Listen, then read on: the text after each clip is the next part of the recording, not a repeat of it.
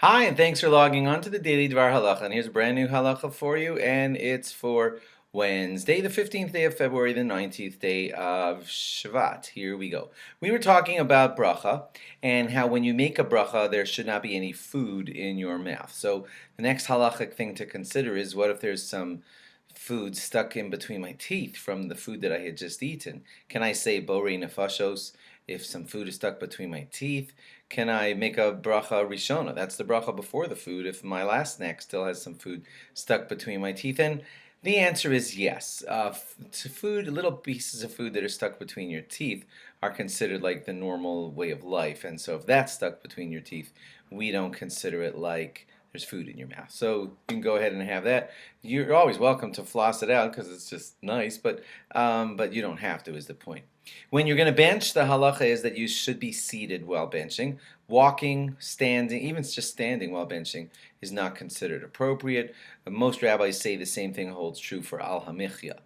If you're going to make an al hamichya, you should be seated. That's kind of important at kiddushes because at kiddushes you've hopefully made a mazonos because otherwise, it's questionable whether your kiddush worked. So you sit down, you have some food at a kiddush. You should be seated for the al hamichya part.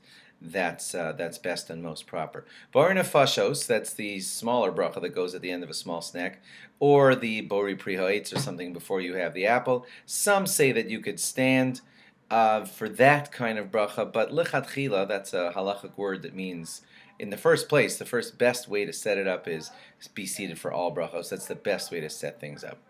No other actions are supposed to be done during bracha, during benching, or during anything like that. We've talked about that before. So here's some more new examples of that. Like you shouldn't be peeling a fruit while making a bracha or benching. You shouldn't be bringing utensils to the table or from the table or putting them away. You shouldn't be playing with your child.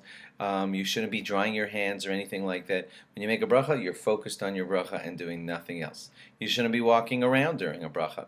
And if it's difficult for whatever reason to be in one position, because I don't know, things are flying at you or whatever, then you can do movement if you have to, but generally you're supposed to be seated for brachas. Bracha while driving, some say that it's questionable, others say that you are seated when you drive, at least I am.